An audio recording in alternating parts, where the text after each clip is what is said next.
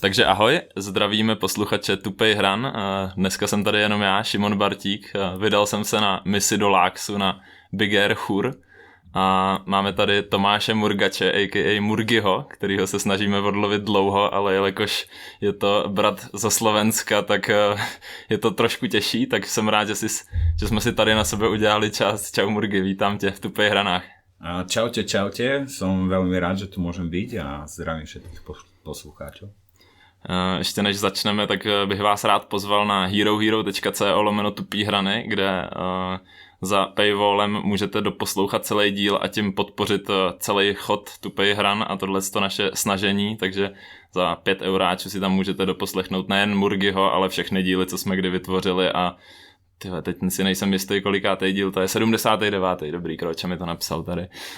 Díky Kroča, i když tady nejseš se mnou, tak díky za pomoc při přípravě. Takže za to budeme moc rádi. No, pojďme na to, Murgi. Hele, ty seš teďkonc trenér, ačkoliv seš lyžař dlouholetý freeskier, tak teď máš na starosti snowboardáky, jmenovitě Sama Jaroše, tak jak se to stalo? No, je to pravda. Sme tu vlastne v Chure na svetovom pohári tohto prvý. Vlastne je to so Samou vlastne už druhý svetový pohár. Počas covidu, keď bol Maťo Matis mal covid, tak som so Samom vycestoval na Sveťak do Silva Plany. To bol asi ako nejaký taký prvý pretek so Samom, ktorý som absolvoval a možno pre takých viacej zainteresovaných ľudí to až také prekvapenie nebude, lebo bol som vlastne so Samom v tíme, keď bol na majstrovstvách sveta juniorov na druhom mieste pri všetkých vlastne jeho triploch, bol som v tíme v Bakuriani, keď skončil 10. Takže celkom to tak vyplynulo z našej spolupráce aj s Maťom Matisom, keď sme sa snažili to nejako spájať slovenskú freeski a slovenskú snowboard reprezentáciu a trénovať spolu. No a Maťo Matis skončil minulú sezónu a dostal celkom dobrú pozíciu vo športovom centre polície. Je teraz v podstate môj šéf, čo je super.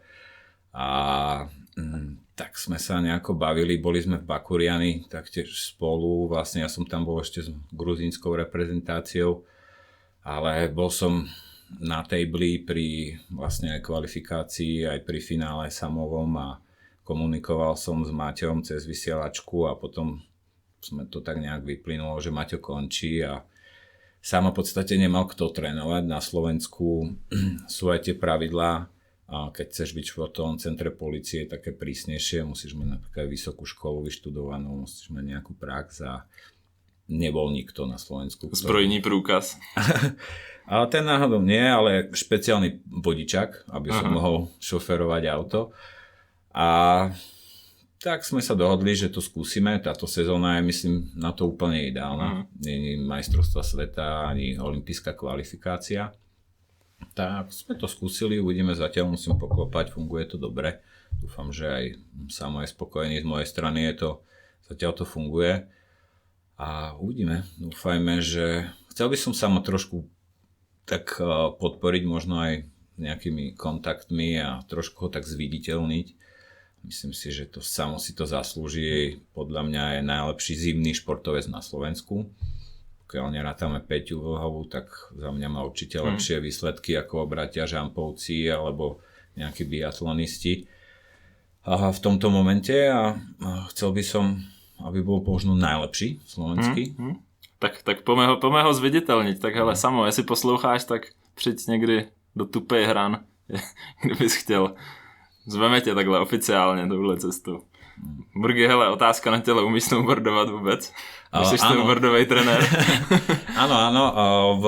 Ako prišiel boom snowboardingu ešte predtým, než som začal ja s freestylovým lyžovaním, mal som 15 rokov, tak som si našporil na snowboard, čo mi dávali rodičia. Hral som ešte vtedy hokej a mal som deal s babkou a s detkom, že za každý gól som dostal 100 slovenských korún.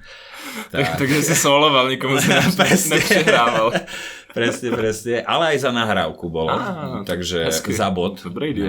Takže Som si našporol na snowboard a viem aj snowboardovať, absolvoval som aj kurzy na vysokej škole, čo mám vlastne univerzitu, fakultu telesnej výchovy a športu. A viem aj nejakú frontside trojku som dával, nejaké pokus o frontside rodeo. Čiže tie základy viem. V podstate som strávil aj 2 roky s gruzínskou reprezentáciou, kde jeden člen je Jaba, určite ho poznáš, je snowboardista. A vravím, so Samom a s Maťom som strávil tiež veľa času. Úplný nováčik nie som. Triky viem už rozpoznať bez problémov. A viem snowboardovať, takže hezky. Takže v zimě tě někde můžeme vidět na snowboardu, teďko nadcházející, když už budeš mít ten tlak třeba od Sama, aby si s ním zajezdil někde ve snowparčíku. Protože vlastně ještě ti do toho skočím, ale třeba, že jo, finský trenér, teď nevím, asi nevybavuju, jak se jmenoval, ale finský trenér lyžařský, tak ten naopak jezdil na snowboardu, říkal, že je to super pohodlný, ty snowboardový boty, na to tam stát celý den na naklu a pak si tam pošredil občas nějaký prašánek vedle, že jo. Tak aj švajčiarsky JP tiež chodil v poslednej dobe. Chodil tiež na snowboarde. Rozmýšľal som aj ja nad tým, že keď pôjdeme niekde na Sveťák, že či mu v úvodzovkách budem robiť hanbu a budem tam na lyžiach otočiť v Sveťakovom, vlastne v tej rodine Sveťakovej. A že či tam mám prísť na snowboarde. Popravde sme to so Samom ešte moc nerozoberali, ale on je rád, že ho môžem točiť, pretože je to také prirodzenejšie, jednoduchšie pre toho lyžiara mať tu kameru. To je pravda, no, nakonec mu budou závidět ještě lyžařský kouče. Ano, třeba naopak nastartuješ takový nějaký boom, přesun prostě snowboardových trenérů na lyže a všichni pak budou spokojeně natáčet followkem, kde budou vidět ty snowboardiáci. Tak, a snowboardoví kouči budú stáť hore tam. Jo. My budeme jazdiť. No, hele, jaký to je takhle vlastně, protože většina lidí si myslí, že když jsi trenér lyžařský nebo snowboardový, že jsi na sněhu celou zimu, tak jak vlastně moc si dokážeš sám zalyžovat nebo zasnowboardovat, protože jako ono to není všechno slunce a duha, jak by řekli v Rockym, že jo? Je to hodně stání na naklech, na vedle skoku a... Určite je to veľa stáňa a pokiaľ chceš dať ten feedback každému, tak chceš dostať hore, povedzme, nad tým skokom a ja berem ako najzákladnejšie vidieť ten odraz, že tam sa všetko rozhoduje. Čiže väčšinou si nájdem miesto, kde vidím odraz skoku a kde sa viem stretnúť s každým tým jazdcom aspoň na chvíľočku a viem prehodiť zo pár slov nejakú. Snažím sa maximálne 2 veci mu povedať, pretože ten človek viac ako 2 veci nevie spracovať. Takže zamerám vždy na jednu vec a je to vždy o veľkosti tímu. Teraz sme mal som 6 ľudí na starosti a to som si nezajazdil, ale pokiaľ máme niekde výjazd, že je nás menej, tak sa snažím vždy pošrediť aj s tým tímom a myslím si, že je to dôležité. Aj by mali tí tréneri jazdiť so svojimi jazdcami, prináša to lepší vibe do tímu a ja som aj skákal do begu s Gruzíncami, takže bolo to super. A snažím sa držať aj ja vo forme, aby som rozumel aj tým trikom a aj vedel, aké to je, aj si skočiť tie skoky a hneď človek vie proste, tak je ten skok nakopnutý, tak asi viem, o čom rozpráva, alebo je to moc fletové. Keď si to sám skúsiš, tak to proste nemáme o čom rozprávať. Tak v Bangru si dával i Banger Parku, to je takový ten... Pro ty, kdo neví, skok do begu, velký nafukovací polštář vlastně, kde všichni jak snowboardisti, tak lyžaři trénujou svoje virgule před sezónou, nebo i během sezóny v neoprénech, v mrazu. Řehole docela, ale tak tam si skočil double 12, nějaký jsem viděl. Áno. Takže furt to tam je, jo. Je to tam. Mal som hneď akože po tej letnej príprave, bolo to asi 2 roky spátky, v lete, keď som začal vlastne s gruzínskym tímom a snažil som sa s nimi skákať, lebo tak ma trošku tlačili do toho, že Murgi, a že sme ťa nikdy nevideli jazdiť a asi nás coach a chceli by sme vidieť, tak som ich chcel prekvapiť a našťastie mi to aj vyšlo. Bol som sám aj rád a dal som si tiež triky, ktoré som nemal šancu si možno skúsiť, alebo možno nemal gule niekedy. Jasne. A bolo bolo to super a odporúčal by som to každému, možno aj takým starším v mojom veku jazdcom, ktorí to ešte neskúsili, pár session si tam dať a skúsiť si to.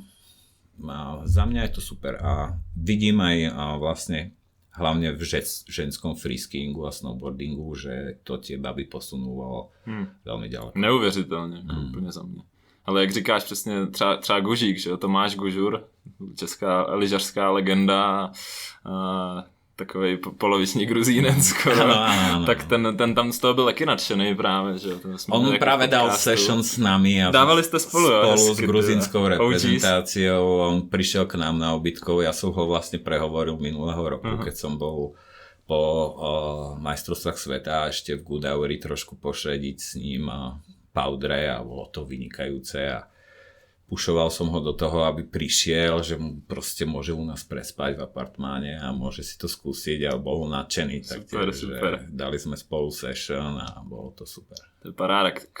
K trénování Gruzínců se určitě dostaneme, protože to je super zajímavý. Dostaneme se taky samozřejmě k trénování Slováků, kdy si byl vlastně se Zuzičkou Stromkovou a Nanou Šlepeckou na olympiádě v Soči. A vlastně si udělal i bronzovou medaili se Zuzičkou na mistrovství světa, že jo? Ano. Jako je super za mě. 8 rokov. Hustý, no. Čas letí. Ale pojďme ještě teda trošku na to, co děláš teď s tím samem. Jaký máte třeba vyhlídky na sezónu? Takhle. No, mali sme už aj tlačovú konferenciu, veľkú, ako keby predsezónnu. Skvělý slovo, ty vole, tlačovka. Máme tiskovka, že jo? No. Tlačovka, ty vole, když jsem to slyšel poprvé, tak jako, co tam tlačíte teda? Kaleráby. Ale vraveli sme, alebo prezentovali sme sa tak, ja si osobne myslím, že Sam of Biggery patrí medzi, ak nie užšiu svetovú špičku, tak do tej širšej top 15 patrí určite. Momentálne 17. vo World Cup start list, takže je to aj podložené výsledkami.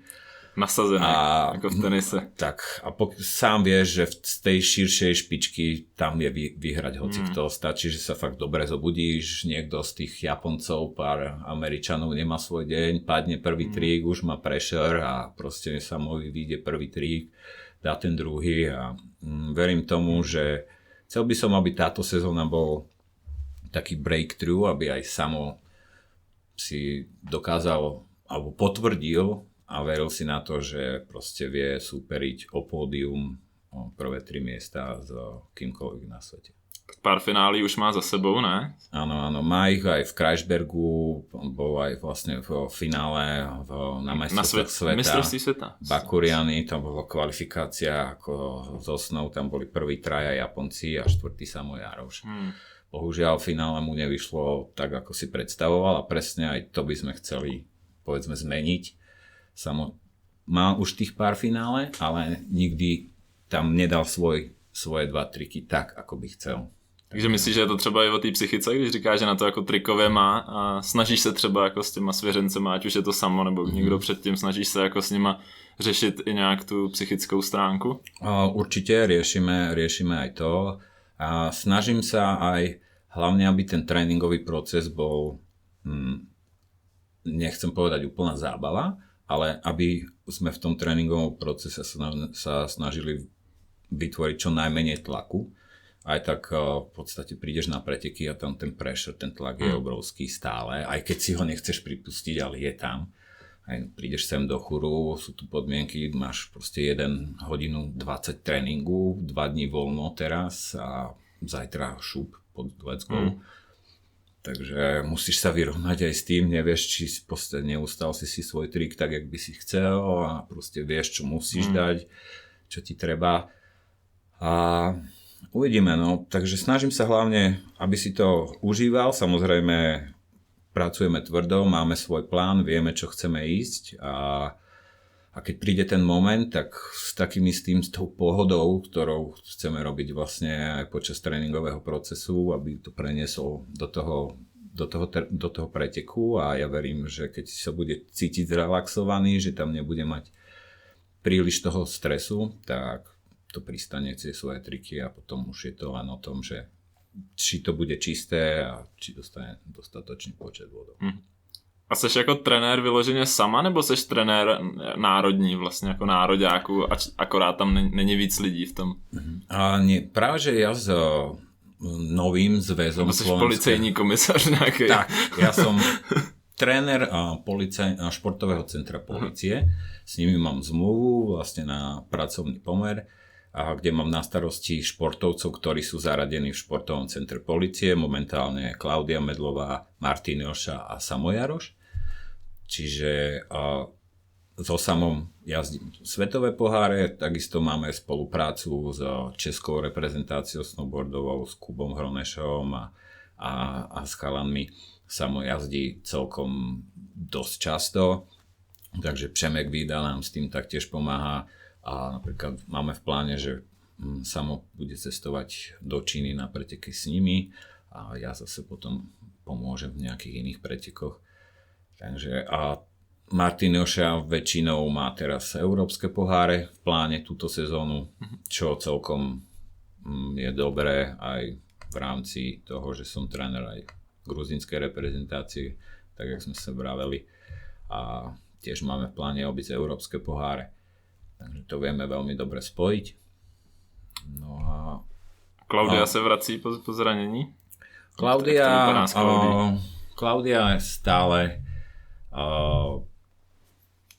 zranená a uvidíme ako nemám nejaké konkrétne nové informácie ohľadne.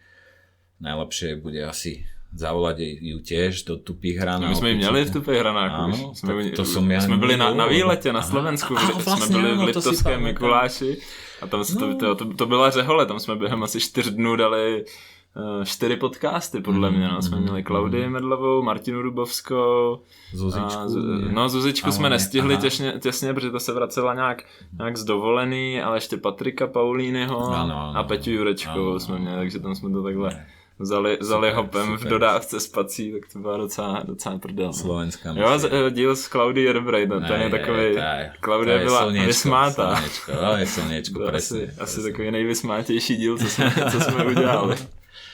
S ňou je to sranda. Takže ja som v podstate so Zväzom slovenského lyžiarenia som člen zväzu, pretože som v podstate člen samého tímu, takže nejak to z toho vyplynulo, ale nie som národný tréner Slovenska. Bohužiaľ Slovensko nemá národného trénera snowboardového, ani friskierského, takže možno otázka na zamyslenie pre zodpovedných. Tak vy tam máte takový nějaký rozkol, my už jsme to právě trošku s Péťou řešili, ale vlastně ono je těžký se v tom orientovat, i když ti to někdo vysvětlí. Takže vy v podstatě máte takový něco jako dvojpapežství, tak máte dvojsvazovství, ne? Tam máte 2 svazy, který spolu vlastně jako tak nějak soupeřej, ne? Je to tak. Skráceně, hodně skráceně asi. Prvý ako keby ten starší zväz, Slovenská lyžiarská asociácia, ktorá bol ako keby národný zväz, čiže zväz, ktorý by mal združovať reprezentácie, starať sa o to, tak bol do roku 2020, vlastne do decembra národným zväzom. Od toho času je už nová asociácia, zväz slovenského lyžovania. A tak ako vravíš, bojujú medzi sebou, aj keď povedzme tá stará asociácia už podľa mňa nefunguje asi tak, ako by mala fungovať. Ale nepomáha to nikomu. Ani to vlastne nepomohlo. Čo sa týka freestyle lyžovania, ja si dovolím tvrdiť, že to proste nie, že zastavilo ten progres, ktorý som tam, dovolím si tvrdiť, nastolil ja, ale úplne ho zabilo zatiaľ. Odkedy som vlastne odišiel od roku 2020, tak neprebehli žiadne preteky v podstate reálne. Nehovoriac o tom o nejakých FISových pretekoch, a to sme mali na Slovensku Európsky pohár Pigéry, Európsky pohár v slopestyle. Mali sme 5 rokov v kuse slovenský pohár majstrovstva Slovenska, takže nejak to fungovalo. Prišiel tam Maťo Matis túto sezónu aj do zväzu a chcem veriť tomu, že vlastne Maťo je odborník, to si nemusím... Do toho akoby pôvodního svazu. Nie, do toho nového. Do toho nového zväzu je tam športovým riaditeľom, čiže v podstate nejaká taká funkciu, ktorú som mal aj ja v tom starom zväze. a snažíme sa to teda znova nejako rozbehnúť. Budúci týždeň ideme robiť prvý trénerský, ako keby v tom novom zväze, prvý trénerský kurz pre snowboardových trénerov a freestylových trénerov. Že začíname vychovávať nejakých športových odborníkov, čo je podľa mňa taký prvý krok, aby si tí mohli možno otvoriť nejaký klub a začať sa teda venovať tým deckám. To, čo možno u vás funguje trošku lepšie u vás v Čechách. Určite vidím tam nejaké akadémie od Pepeho, od Dallasa a zo pár klubov, ktorí proste fungujú a nejak minimálne tam by sme sa chceli dostať. To je asi všechno propojený, taky kvůli tomu vlastně máte teď mi momentálně jediný takovej lyžař je Mišo Oravec, že jo, slovenský, který je na nějaký úrovni jakoby tak, lepší. A spolupracuje s Pepkom. To je spolupracuje vlastne, s Čechama. Áno, či sú v týme so Speedym. Musím osobne povedať, že v lete som videl progres na Mišovi aj v begu, aj ako jazdí a vyzerá to, že im to spoločne funguje, tak ja im chcem aj takto poprieť šťastie. Není ti to líto takhle trošku, když vidíš jakoby ty lyžaře, tu tvoji disciplínu, že jakoby prostě trénuje s těma, jako s Čechama a ty sám máš snowboardiáky? Ja musím povedať, že ja som teraz, mám snowboardiákov, ale mám takisto aj tých Gruzíncov. Ja som ich nedropol, čiže mám to určite 50 na 50 a som moc spokojný s tým, čo teraz robím a musím povedať, že od Gruzíncov som sa ja aj osobne naučil veľmi veľa, čo sa týka prístupu k životu, prístupu k športu a tak ako aké podmienky, v akých podmienkach chlapci vyrastali a čo teraz ako keby vedia dosiahnuť a ako k tomu pristupujú, tak som sa naučil strašne veľa a bolo to ťažké obdobie, keď sa tie zväzy lámali a ja som v podstate nevedel, čo ďalej budem robiť.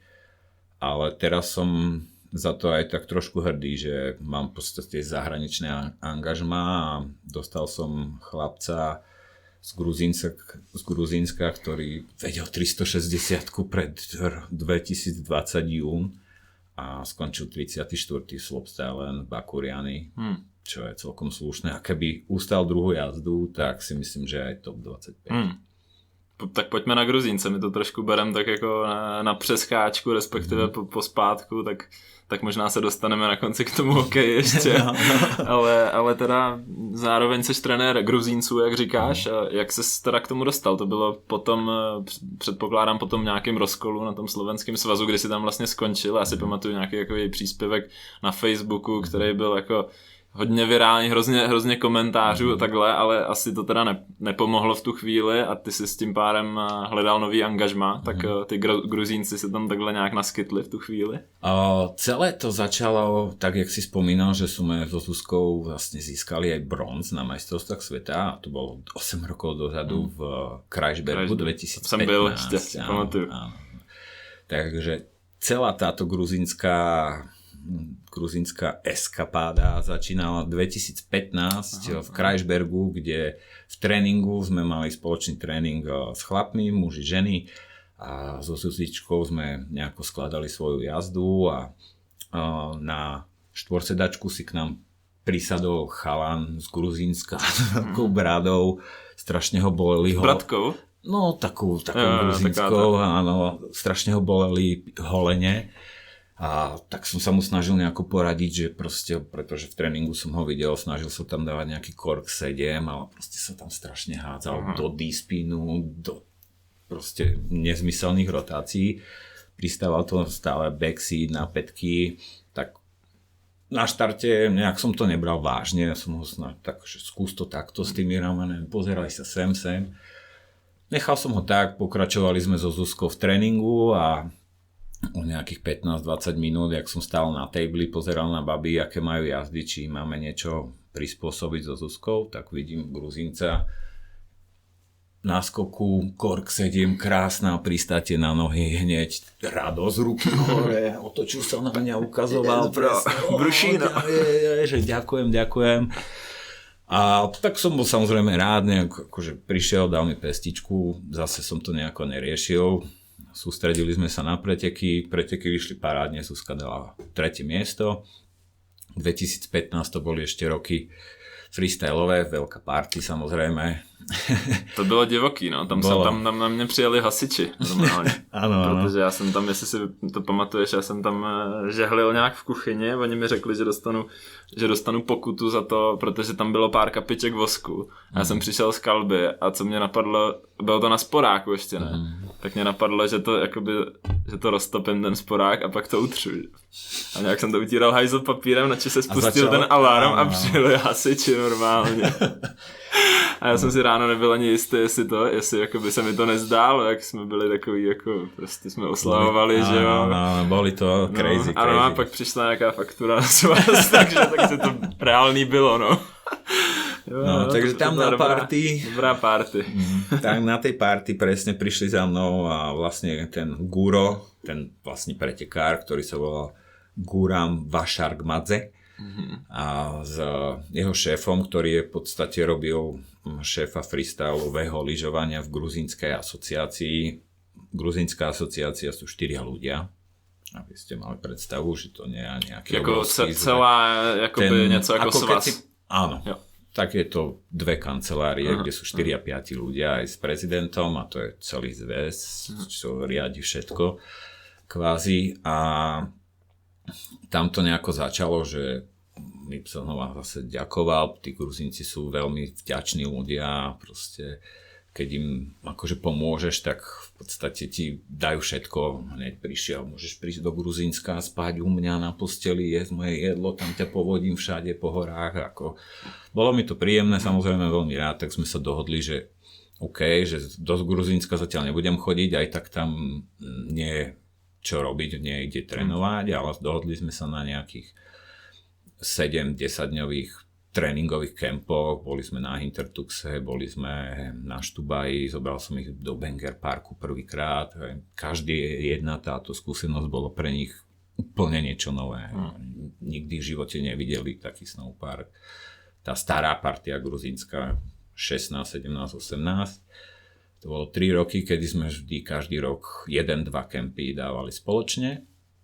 No a v roku 2018 bol taký jeden prvý zlom, kedy som dostal ako reálnu ponuku na zmluvu od gruzínskej reprezentácie, pretože oni vtedy na FISE na konferencii im odsúhlasili práve tie majstrovstvá sveta, že budú organizovať v Bakuriani. A měli tam předtím nějaký snowpark třeba nebo něco? Nebo to bylo úplně jako na zeleném? No, story, ktorú som ja počul, je to zase jedna babka povedala, neviem, čo je na tom pravdy, ale... Takoví sú nejlepší. Áno. Bola to vlastne stávka 2 ľudí, ktorí boli vo Švajčiarsku na Alpine majstrovstvách sveta, vlastne alpajňačov, San Morici. Gruzínsky pán, ktorý je proste multimilionár, prežil 90. roky veľmi crazy, podobné ako boli v Československu, tak v Gruzínsku možno boli ešte trošku viacej ruské.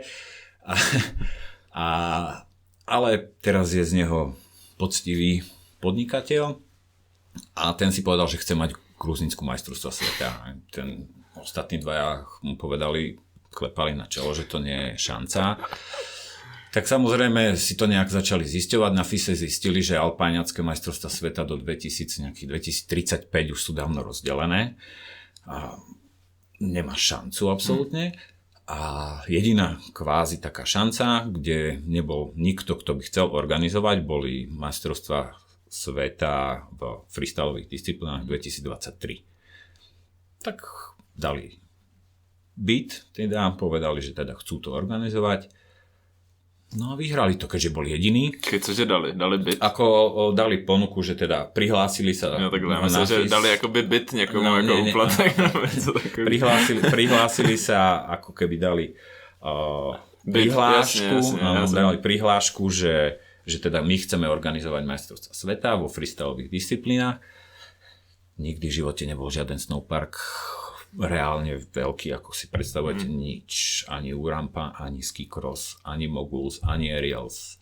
Všetko tam bolo postavené v Bakuriani prvýkrát na novo. Stihli to za tých 5 rokov. Majstrovstvá sveta vyšli podľa mňa parádne.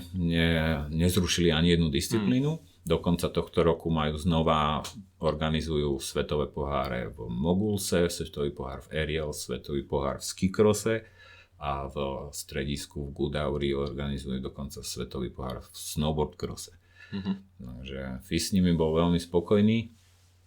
Tak ono to vlastně proběhlo, i když tam bylo počasí, si pamatuju, nějaká sněhová situace byla dost slabá, ne? Nebo vítr tam foukal furt. Sněh byl OK, kvázi. Ne, tak to si pletu s tím, protože on tam byl ještě testovací svěťák rok předtím, že jo, vlastně, tak to bylo a tam bol takisto veľmi málo snehu, ešte menej, a taký istý vietor.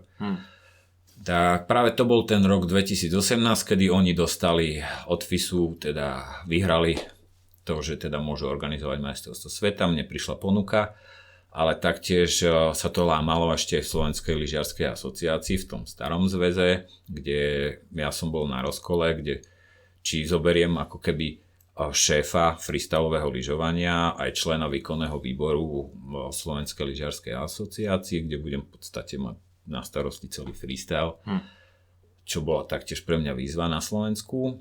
A ponuka z Gruzínska sa moc nestretla s pochopením mojej priateľky, ktorá ako jednou z toho podmienok Gruzíncov v tom 2018 bolo, že sa musím presťahovať do Tbilisi, aby som bol bližšie k tým športovcom, čo teda chápem, moja žena proste moc nechcela urobiť.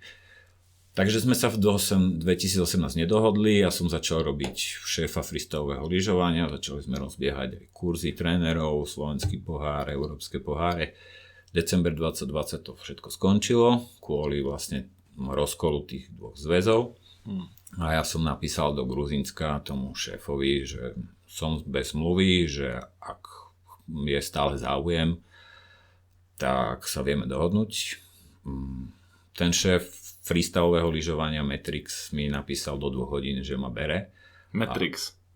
Má takú prezivku a dal ti na výber. Dal mi presne modrú a červenú a ja som si vybral zelenú.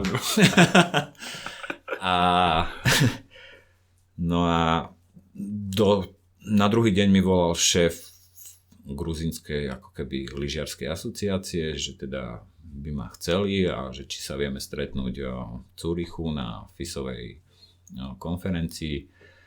Tam sme sa nejak stretli a začali sme to riešiť. Je to niekedy dosť ťažké riešiť povedzme zmluvy a nejaké také tieto dohody s gruzínskou asociáciou, a.k.a. gruzínskou vládou, pretože tá lyžiarská asociácia funguje len ako nejaký prostredník, kde vždy vláda posiela peniaze a oni to len v podstate na základe toho, čo požiadali od vlády, tak to potom presunú kvázi tým tímom. Takže nejaké 4,5 mesiaca trvalo, kým sme sa dohodli na nejaké zmluve. A potom od vlastne júna 2021 sme začali pracovať kontinuálne ako gruzínsky národný tréner, kde som si vlastne vybral 3 chalanov na začiatku. Nakoniec mal som robiť v zmluve, to mám aj napísané, že čisto lyžiarskeho trénera. A z 3 lyžiarov boli nakoniec 2 lyžiari a 1 snowboardista. Takže tam už si to na toho sama taky trošku vyskoušel. Áno, presne tak. Takže začali sme v júni 21 v podstate s 2 lyžníkmi a s 1 snowboardistom, kde vlastne Buta Elošvili a Čopika, Luka Čopikašvili a vlastne Džaba Škvediani. Skvělý jméno. Ešte. Tak s nimi sme v podstate začali nejako postupne pracovať s tým, že oni traja bolo výhľadovo s tým, že by sa mohli zúčastniť tých majstrovstiev sveta, ktoré teda boli organizované v Gruzínsku, s tým, že ako organizátorská krajina sme tam mali viac menej secure, akože 1 miesto pre chlapa, 1 miesto pre babu, lyžie a snowboard. Bohužiaľ baba žiadna v Gruzínsku tieto športy zatiaľ nerobí. No a bolo to super journey, ako hore dole, tobogán, Prišiel som chlapcom prvýkrát vlastne v Banger Parku, zistil som, že 360 je trik, ktorý tak vedia, buta vlastne doľava. Podľa mňa stále on je right side spinner. Prvý double bol na snehu right side double 12, right side double 14, taktiež bol skôr ako left side. Takže... A tak to je dobře, ne? Jakoby na druhou stranu. No je to, bereme to ako advantage. Myslí si, že má doleva, ale tak, dělá tak. doprava. No. Teraz v podstate už ani dopredu, čo sa týka popredu, ani v podstate nerozlišuje, ktorá strana. Zobudí sa a dneska cítim lepšie sa doprava a robí práve triky, potom to doľava. A když jdu ještě trošku zpátky, teda tak jakoby ty jsi předtím viděl ty kluky, nebo to někdo vybral tobě tyhle tři? Ja som s nimi ako keby začal robiť v tých rokoch 16, 17, 18, jo, takže 19. to už jakoby jezdili nějak. Čiže ja som mal nejaký obraz o ľuďoch, ktorých by som tam akože chcel. A plus tam bol ten Guram, ktorý štartoval v 2015, ktorý bol pretekár a ktorý mal taký väčší obraz o tom, že ktorí ľudia jazdia v Gruzínsku a na akej sú úrovni. A v podstate vybral nejakých troch. Na začiatku lyžiarov jeden z tých troch sa v podstate hneď na začiatku rozhodol, že asi to pre ňoho nie je, že nechce ísť týmto smerom. A ešte už študovať a tak, takže zostali sme dvaja plus ten jeden snowboardista a momentálne sme 5, pribrali sme dvoch mladých, jedného mladého snowboardistu, jedného mladého lyžiara, 16-17 rokov, mladého, ale trénujem 5 Gruzínci plus vlastne Martin, Joša a Samo. No a pred 2 týždňami som dostal call od španielského trénera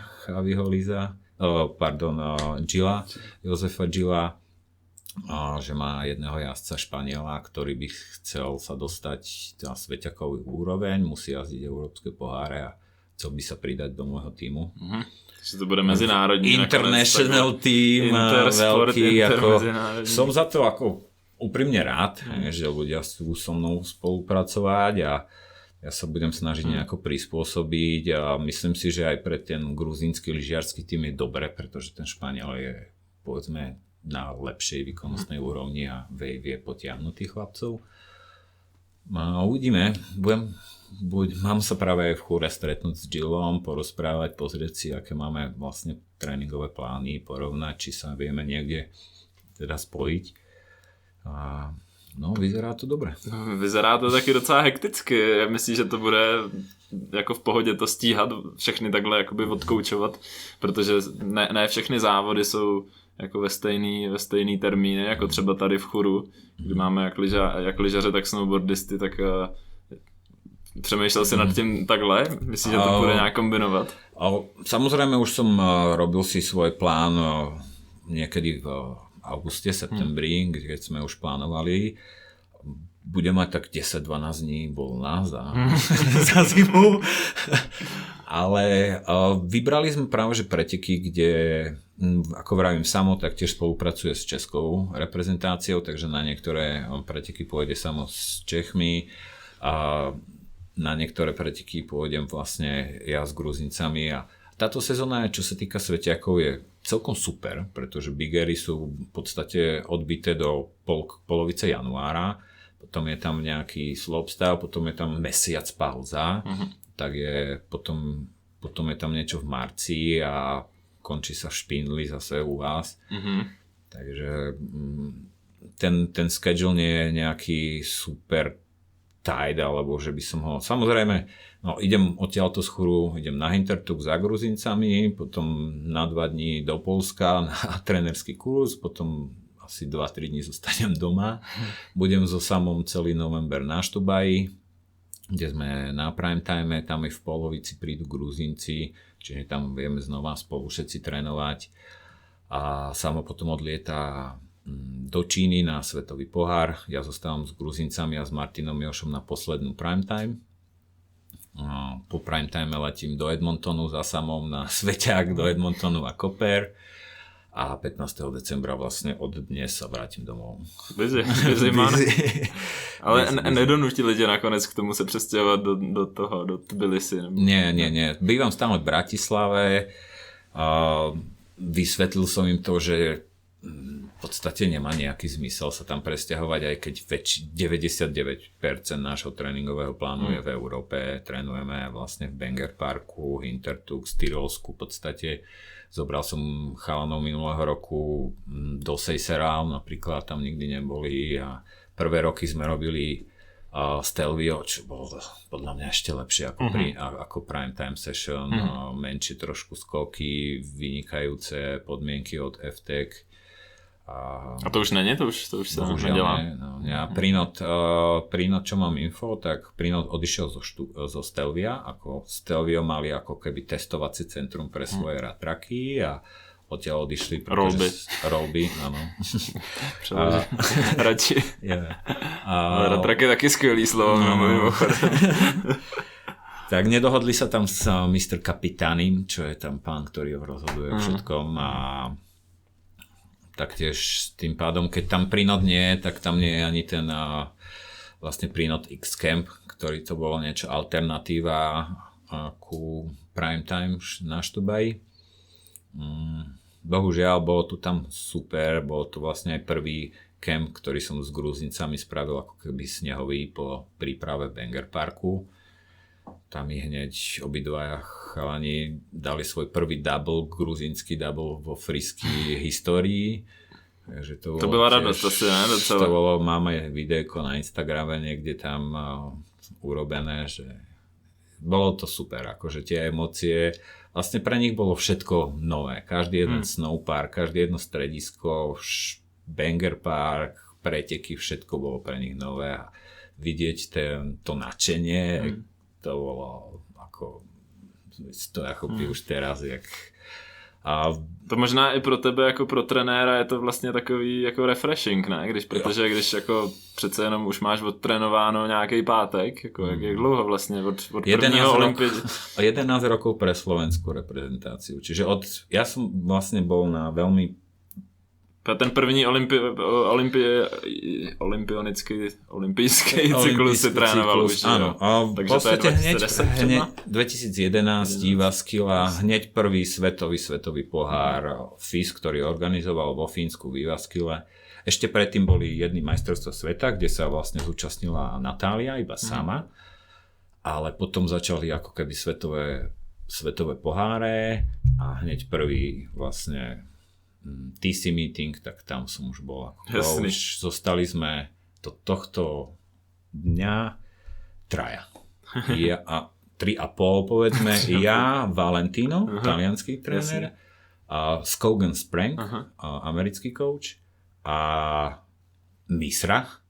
Misra je napol ešte v hre, napol nie. Koučuje Eileen znova, vyzerá to tak, takže... Jasne. Tak jsme to je super. O tom se ještě určitě potom pobavíme, ale jak jsem říkal, teda jako po těchto všech letech, když jakoby si to prožiješ s těma Gruzíncema, si prožiješ vlastně jich takový úplně první, já nevím, dalo by se říct taky jako dětskou radost, ne? Taky okamžiky, který vlastně nezažiješ se švýcarským týmem nebo s někým, kdo jezdí pravidelně na ty svěťáky a pravidelně do těchto z těch rezortů, že jo? Ale když s nima zažiješ to jejich poprvé, tak to muselo být jako fakt super, ne, pro tebe? Stále to je super, by som chcel povedať, ale v podstate ja sa považujem, nie sme úplne prvá generácia na Slovensku, ktorí sme nejaké freestyle lyžovanie robili, povedal by som, že generácia Maja Ligdu bola ako keby tak, ale také tie park rats, parkové krysy sme boli určite ako keby my, ja, Braňo Zboja, Ďurovčík, Spíko, Jurko Bernát. No a teraz som sa trošku ztratil. No, ptal jsem se jenom prostě, nebo ptal jsem, spíš jsem to tak konstatoval, ano, si myslím, že to pro tebe teď s těma Gruzíncema je vlastně zase takový úplně něco jiného a novýho.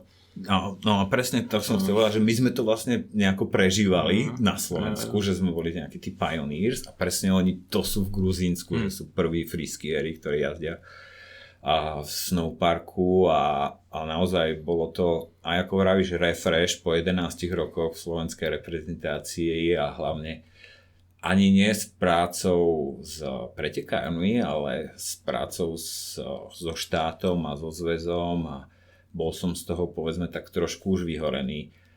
A hneď ako som začal pracovať s Gruzincami a videl to zapálenie a ten excitement a to, ako to proste robia, že proste vonku bolo 11 stupňov, pršalo a Buta prišiel za mnou, že Murgy, I'm ready for training. OK, tak som sa prezliekol, zobral dážnik a Buta sa v ten deň naučil 6 doublov. To bolo ako stoja mi proste chlpy, keď teraz o tom rozprávam. Zimomriavky, presne. No a vlastne vtedy som aj začal znova ako keby skákať, jazdiť s chalanmi aj do toho bégu, šredili sme spolu a taktiež som aj ja zažil ako novú renesanciu svojho jazdenia, znova chuť jazdiť a Butovi proste, keď svojmu pretekárovi alebo atlét povieš, že proste musíš robiť rannú rutinu, povieš mu to raz, ukážeš mu to a on za 1,5 roka minie 4 rána, ktoré to nespravil. A som to povedal 1 krát. Nie 2, ani 3, raz. Takže to je ako radosť pracovať. Umíš něco gruzínsky říct? Třeba díky, ahoj? Madloba, ďakujem. Veľké ďakujem Didi Madloba. Nejaké nadávky, ale je to veľmi... je to jeden z najťažších jazykov, čo viem na naučenie. Čo sa týka písma, je impossible. Rozsypaný čaj. Niečo ako Čína, hieroglyfy a ako, nemáš ani sens. Pozrieš sa na to a nula. Ako 0 sens. Hele, takže asi Didi Madloba, jak jsi říkal posluchačům Tupej hran. Didi Madloba tobě, protože je čas na to si dát lehčí pauzičku a pak ještě nakousneme určitě slovenskou scénu a případně nějaký věci, který jsme nedobrali. Asi o těch úspěších, o olympiádě, o mistrovství světa bychom si mohli ještě popovídat víc a tak, ale mě se chce teď na záchod už klasicky. Takže to ukončíme a budeme pokračovat na herohero.co/tupý hrany. Murgy, díky moc, že jsi přišel, že jsme se tady stretli v Láksu. Ja ďakujem, veľmi pekne ďakujem za pozvanie, vážim si to a na Hero, druhá časť, pozývam vás. Pokračujeme. Hele, díky, čau, ahoj.